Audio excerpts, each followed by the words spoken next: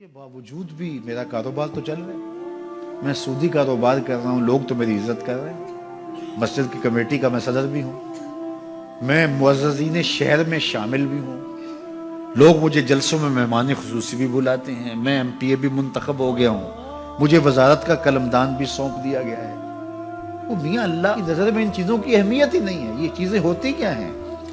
وہ یہ نہیں چھینتا, وہ ہدایت چھینتا.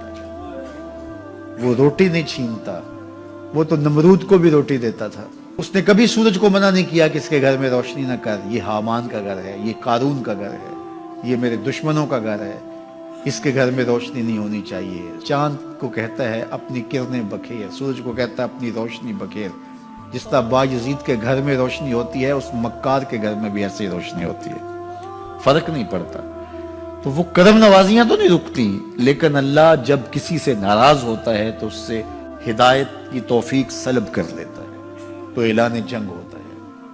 تو پھر وہ ٹکرے بھی مار رہا ہو تو اس کی رسم کی نماز ہوتی ہے, اس کا ماتھا جھک رہا ہوتا ہے, دل نہیں جھک رہا ہوتا, کیونکہ ہدایت سلب کر لی گئی. جب اندر سے روح ہی نکال لی جائے تو باقی بچتا کیا ہے. یہ بات ذہن میں رکھیے گا کہ اللہ تعالیٰ جل شانہ نے ہمیں جن کاموں سے روکا ہے, جن کاموں سے منع کیا ہے, ان کاموں کے کرنے میں ہمیں کبھی بھی بھلائی اور خیر نہیں مل سکتی. یہ ہم جب اچھی طرح سے ذہن نشین کر لیں, اگر اللہ پر ہمارا یقین اور یقیناً اس پر ہمارا ایمان ہے, تو پھر وہ امر جو اللہ کی طرف سے جن سے روک دیا گیا, تو ہم کبھی بھی ان کے قریب تک نہ جائیں.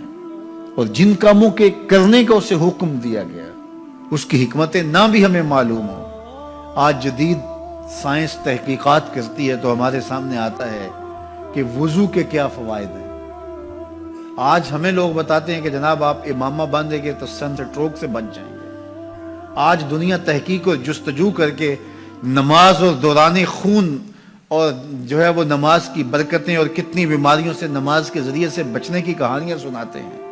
اچھی بات ہے, نماز سے صحت پہ اثر پڑتا ہے. یہ اچھی بات ہے کہ وضو سے بہت ساری بیماریوں سے نجات ملتی ہے. یہ اچھی بات ہے کہ سر پہ امامہ باندھ لے تو سن سٹروک سے بچ جاتے ہیں. یہ اچھی بات ہے کہ آپ روزہ رکھتے ہیں تو کینسر جیسے امراض سے آپ کا بچاؤ ہوتا ہے. یہ اچھی بات ہے کہ فلاں عمل کرتے ہیں تو فلاں ہوتا ہے. لیکن صاحب, ہم سن سٹروک سے بچنے کے لیے امامہ نہیں باندھتے, ہم محمد عربی کی ادا کے لیے باندھتے ہیں. دوران خون کے لیے نماز نہیں پڑھتے, ہم رب کے حضور سجدہ ریزی کے لیے اس کے حضور اپنی نیاز مندیوں کا سر جھکاتے ہیں. تو حکمتیں بھی ہیں, وہ برکتیں ذیل میں آتی ہیں. تو یہ بات ذہن میں رکھیے گا. غزنوی کا وزیر اس سے حسد کرتے ہوتے تھے کہ اس میں کیا خصوصیت ہے کہ بادشاہ اسی کو اہمیت دیتا ہے. ایک دن بادشاہ نے کوئی تربوز کاٹا, کوئی خربوزہ کاٹا یا کوئی اور ایسی چیز تھی, تو جس کو بھی دیا تو وہ کڑوا تھا, تو اس نے چوہی چکھا تو پھینک دیا. اور پھر بلایا یاس کو اور اس کو کاٹ کے اس کی پھانک دی, تو ایسے لطف سے کھانے لگا کہ جیسے اس سے لذیذ کبھی پھل زندگی میں دیکھا نہ ہو. تو سارے اندر ہنس رہے تھے, ایک دوسرے کو آنکھوں سے اشارہ کر رہے تھے, یہ دیکھو بے وقوف. تو بادشاہ رک گیا اور کہا کہ یاس, یہ جو فروٹ تم نے کھایا ہے یہ میٹھا تھا یا کڑوا؟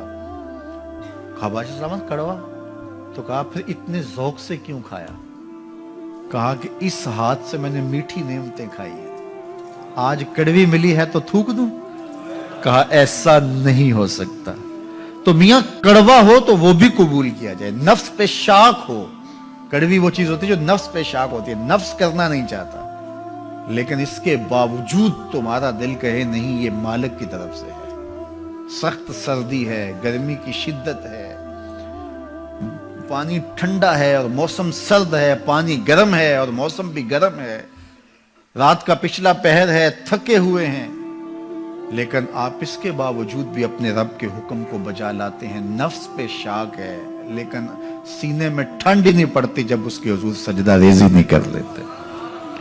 تو اس کے حکموں کو بجا لانا اور اپنے نفس کو پیچھے کر دینا اور اپنی خواہشات کے گلے پہ چھری پھیر دینا اور مالک کی رضا میں اپنے آپ کو گم کر دینا, یہی زندگی ہے اور یہی بندگی ہے. تو اس لیے مجھے اور آپ کو اس بات پہ غور اور تدبر کرنا چاہیے کہ ہم اس مختصر زندگی کو اللہ کے احکام کی مطابقت میں گزارنے کا عزم کریں، وہ بات چھوٹی سے چھوٹی ہو یا وہ بات بڑی سے بڑی ہو، وہ احکام ہماری زندگی کے اندر نافذ العمل ہو۔ میں پھر وہ بات کہوں گا جو بار بار کہتا ہوں کہ میرے بزرگ ہم سے کہا کرتے تھے، یہ نہ ہو کہ لوگ تمہیں پوچھیں تم کون ہوتے ہو اور تمہیں بتانا پڑے کہ ہم مسلمان ہوتے ہیں۔ فرمایا کرتے تھے صاحب نہ کسی کو پوچھنا پڑے نہ تمہیں بتانا پڑے، تمہاری وضاحت، تمہارا طرز زندگی، تمہارا انداز معاشرت ایسا خوبصورت ہو، تم دور سے آ رہے ہو لوگ پہچان کے کہیں وہ دیکھو محمد عربی کا غلام آ رہا۔ تم شکل سے پہچانے جاؤ، تم کردار سے پہچانے جاؤ، تم وعدے سے پہچانے جاؤ۔ کتاب کا نام ہے بشر القیب فی لقاء الحبیب۔ حضور علیہ السلام کی ملاقات کے حوالے سے یہ کتاب امام سیوطی علیہ رحمہ کی مصنفہ ہے۔ اس میں ایک واقعہ انہوں نے لکھا کہ ایک شخص قبر میں اترا اور نکیرین آئے اور انہوں نے سوال و جواب کا سلسلہ کیا، من ربوں کا، ما دینوں کا۔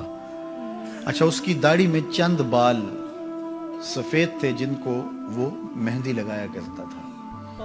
تو جب منکر نے کہا کہ من ربوں کا، تو نکیر نے اس کا ہاتھ پکڑ کے پیچھے کھینچتے ہوئے کہا اس سے سوال پوچھ رہا ہے، تو دیکھ نہیں رہا اس کی داڑھی میں اسلام کا نور چمک رہا ہے، اس کی داڑھی میں اسلام کا اجالا تمہیں دکھائی نہیں دے رہا؟ تو تمہاری وضع قطعی ایسی ہو کہ فرشتے بھی دیکھیں کہ یہ حضور کا غلام آ رہا ہے۔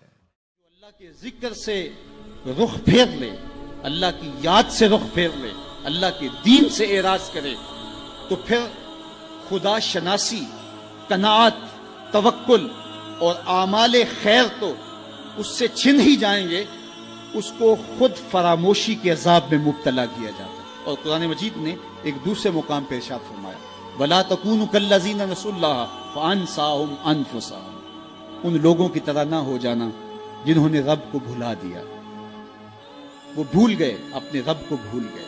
غفلت ایسی طاری ہوئی سویر سے لے کر شام تک اور شام سے سویر تک، دنیا دنیا اور دنیا ہی مقصد حیات بن گیا۔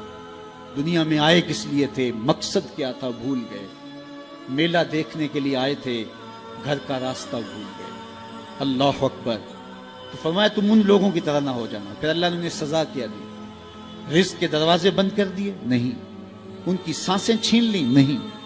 سورج کو حکم دے دیا اس کے آنگن میں روشنی نہ بھیجنا؟ نہیں۔ چاند کو چاندنی بکھیرنے سے روک دیا؟ نہیں۔ آب و ہوا روک دی گئی؟ نہیں۔ انہیں کیا سزا ملی جنہوں نے رب کو بھلا دیا؟ فرمایا فَأَنسَاهُمْ أَنفُسَهُمْ، اللہ نے انہیں ان کی ذاتوں سے انہیں بے خبر کر دیا۔ جو خدا فراموش ہوئے وہ خود فراموش ہو گئے، انہیں اپنے آپ سے ہی آگاہی نہ رہی۔ اور مجھے بتاؤ، جسے یہ بھی نہ پتا ہو کہ میں کون ہوں، اپنی شناخت جو بھول جائے، اس کے پلے ہوتا کیا ہے؟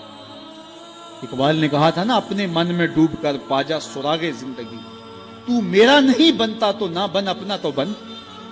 مجھے بتائیے 6 فٹ کا جوان ہو، قدے راہ نہ رکھتا ہو، اس کی آنکھیں عقابی ہوں، ماتھا کشادہ ہو، رنگ چمک رہا ہو، ہونٹ گلابی ہوں، لیکن اس کی قمیص کے پیچھے گھر کا ایڈریس لکھا ہو کہ کسی کو ملے تو اس ایڈریس پہ پہنچا دے، تو آپ اس کا چہرہ دیکھ کے کہتے ہیں واہ کیا جوان رانا ہے، کیا اس کے ہونٹ گلابی ہیں، کیا نرگسی آنکھیں ہیں، کیا خوبصورت چہرہ ہے، کیا شمشاد قد ہے۔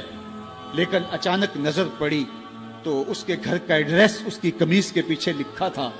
آپ نے کہا میں نے دور سے دیکھا، اس کا تو توازن عقلی ہی ٹھیک نہیں، یہ تو بیچارہ جو ہے وہ پاگل ہے۔ تو قد کاٹ ہونے کے باوجود گھر کا ایڈریس پیچھے لکھ دیا گیا، تو اب ہر کوئی سمجھتا ہے کہ یہ بیچارہ فہم و ادراک کے نور سے خالی ہے۔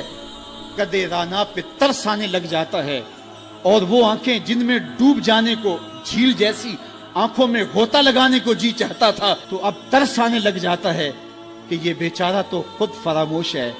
اللہ فرماتا ہے جس نے رب کو بھلا دیا، تم یہ نہ دیکھو اس کے بنگلے کتنے ہیں، یہ نہ دیکھو اس کے پاس کوٹھیاں کتنی ہیں، یہ نہ دیکھو اس کی چمکتی ہوئی کتنی لمبی گاڑی ہے, یہ نہ دیکھو کہ عالی نسب ٹاؤن کے اندر اس کا گھر ہے, یہ نہ دیکھو اس کا بینک بیلنس کتنا ہے, ہاں یہ بھی نہ دیکھو اس کے پاس وزارت کا قلم دان ہے, یہ بھی نہ دیکھو کہ یہ وزارت عظمیٰ کی کرسی پہ بیٹھا ہوا ہے, یہ بھی نہ دیکھو کہ اقتدار کی مسند پہ جھولتا ہے, یہ بھی نہ دیکھا ہو کہ یہ ڈائس پہ کھڑے ہو کے نعرے لگاتا ہے, لوگ آگے سے جواب دے کے واہ واہ کے ڈونگرے برساتے ہیں. کہا اس کی قمیض کے پیچھے لکھا ہوا ایڈریس پڑھ لو, فَأَنْسَاهُمْ أَنفُسَهُمْ, یہ وہ شخص ہے کہ جو اپنا پتہ بھول چکا ہے, جسے پتہ ہی نہیں کہ میں کون ہوں, اس دنیا پہ آیا کیوں, جو آ کے بھول گیا ہے اسے گھر کا رستہ ہی نہیں مل رہا, اور یہ بھاگا پھر رہا دنیا کے اندر. کیا بتائیں حباب کیا کار نمایاں کر گئے, بی اے کیا, نوکر ہوئے, پینشن ملی اور مر گئے, زندگی کا مقصد ہی نہیں ملا. کہا جو اس دنیا میں اندھا رہا کل قیامت کے دن بھی نابینا اٹھایا جائے گا. اس سے ان آنکھوں کی بے نوری مراد نہیں ہے, اس سے دل کی بے نوری مراد ہے. اسی لیے اقبال نے کہا تھا دل بینا بھی کر طلب خدا سے, کہ آنکھ کا نور دل کا نور نہیں ہے. آنکھ کا نور اور ہے, دل کا نور اور ہے. تو ہم دنیا کی مادی چمک کو دیکھتے ہیں, میرا مالک کہتا تمہارا دل ستھرا ہونا چاہیے. تمہارا منہ کالا ہو تو کوئی بات نہیں ہے, دل کالے نالوں منہ کالا چنگا, جے کو یہ رمز پچھانے ہو. اصل تو دل کی پاکیزگی ہے, اور دل رب کے ساتھ وابستہ ہو, اس کے رسول کے ساتھ وابستہ ہو. تو جس نے اللہ کے دین سے رخ پھیرا, اعراض کیا, تو پھر اس کا نتیجہ کیا ہو کہ اس کی زندگی تلخ ہو جائے گی.